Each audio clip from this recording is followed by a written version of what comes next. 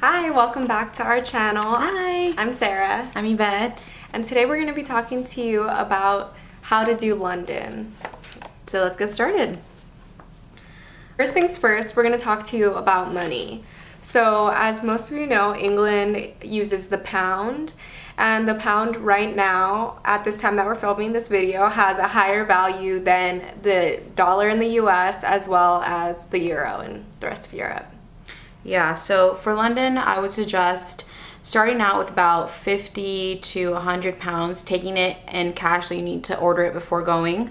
But you really won't need more than that, me and Sarah found. Yeah, we found that it was a very, very card-friendly city, and a lot of times when you paid them in cash, they were even like surprised that you had cash. Yeah. So with that in mind, make sure that your card is not going to charge you a bunch of foreign transaction fees, because that's just going to make London even more of an expensive city than it already is. Get a Charles Schwab account. They didn't charge us anything. We transferred our money over into the account and we were able to use our card practically everywhere in Europe. So, but specifically in London, it's very card friendly. You will not have an issue with, oh, cash only. I mean, if you, little markets here and there, but for the most part, if you're staying in London city, they have you know, ATMs. And we definitely found that London was the most expensive city that we went to in Europe. So keep that in mind when you're setting your budget. Moving on to the next section of business, it's going to be transportation. The tube. Okay, literally you can get anywhere on London's metro system. It is Seriously. The best system as far as I've traveled, the best metro system I've ever been on. So you want to take advantage. It's going to take you in and out of the city. We took the metro in after we landed at the airport, because if you don't, it's going to be a very, very expensive taxi ride, okay? So just take advantage. I mean, how much was a ride? Like a pound? From the 50? train station into the city, or excuse me, from the airport on the train into the city was less than 10 pounds. Yeah. I don't remember the exact price, but it was no more than 10 pounds. It wasn't more than that. And in a taxi, it would have been like 60 triple to 80, that. maybe even 100 pounds if you were coming in traffic hour. Yeah, so just take advantage. It's really not that difficult. It's super easy to access, super accessible, and it's not complicated or anything. You know, if you just ask around, you'll find your way. So as soon as you get there, I highly suggest getting an Oyster card. Well, you have to use it, but you're gonna get an Oyster card, but I suggest putting some money into it because you're gonna be using the tube a lot. So when we first got there, we just loaded up our card with a couple pounds, and so that we had a couple trips ready to go until we figured out the system, and we were good for a couple days. We only refilled it maybe like once. So try to just base it on how often you're going to be going out into the city. You're going to be using that often, so just you want to make sure that you start off with some definitely get the Oyster card. And if you ever go back to London, if you keep the card, you can always just top up the card. I think it is £5 to get the card. And I think sometimes that discourages people from getting the card and they just buy individual tickets, but when you get the card you get a discount, so it's only going to be like half the price that you'd be paying if you were always getting individual tickets. So if you're going to be there for like 3 to any more days, it's totally worth it. London's also very walkable, so once you get into whatever neighborhood you're going to, you can pretty much walk the whole time. So yeah, bring good walking shoes. Where to stay. So we did a lot of research before going, and there's a couple places that we visited. One of those places is Shoreditch. So it's very they have a lot of nightlife, a lot of bars. Unfortunately, we were there during the weekdays. We didn't get too many days like the week, like Friday, Saturday, Sunday, but when we did go, there was a lot of bars open, and it was a really good time. It's good if you want to go grab a drink. They have very unique pubs there, and it was really fun. Yeah, Shoreditch is kind of like the cool hip neighborhood. So if you're into that and like a lot of like street art and stuff like that, that's definitely a good neighborhood to stay in. I would also recommend staying in the Soho area, or at least nearby. That's a lot. There's a lot of nightlife. It's very centrally located, so you can get to and from places very easily, and there's like a lot of food and cool bars to go to in Soho. Yeah, and then if you were looking for more of like a bougie area to stay in, that would be Kensington, right? Yeah.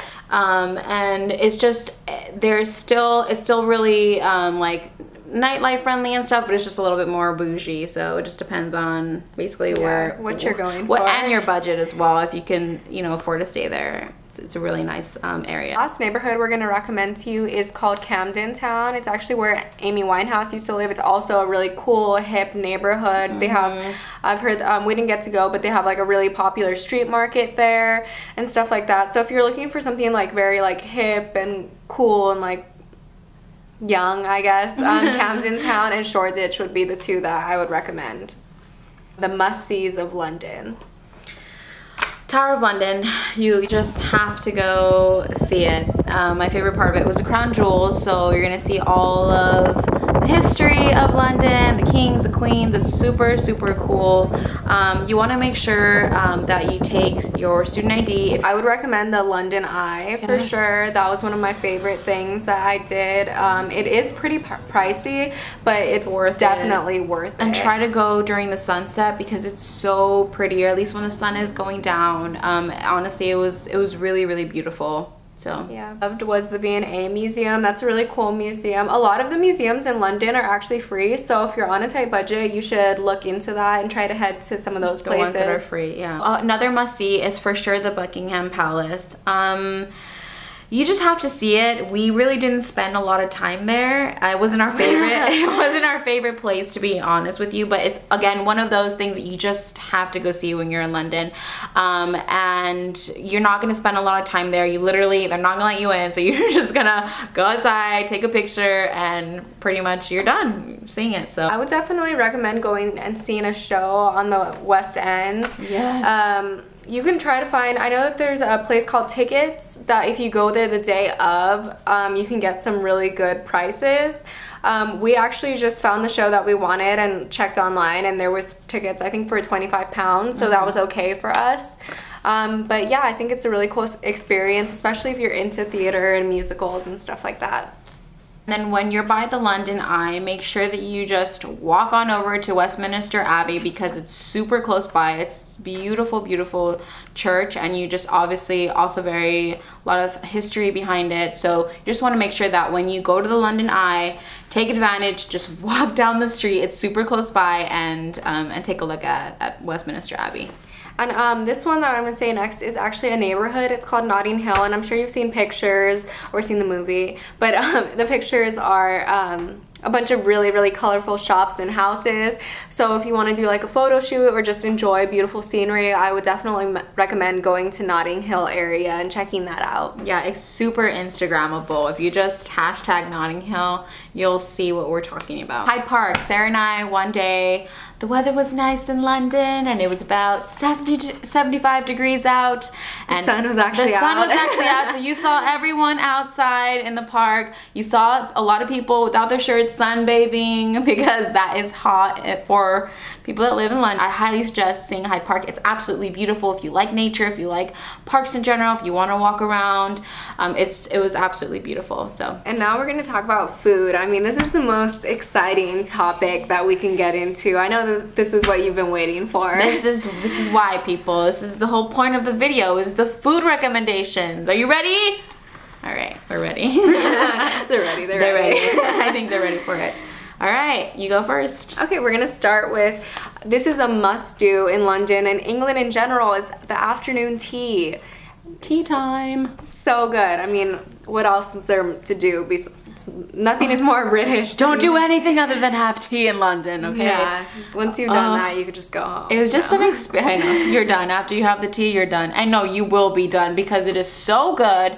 We went to Chelsea. Is it Chelsea? Ivy Chelsea Garden. The Ivy Chelsea Garden. Yeah, and it was, delicious. The tea, I was a little bit skeptical about putting milk in my tea because, here we don't really do that thing.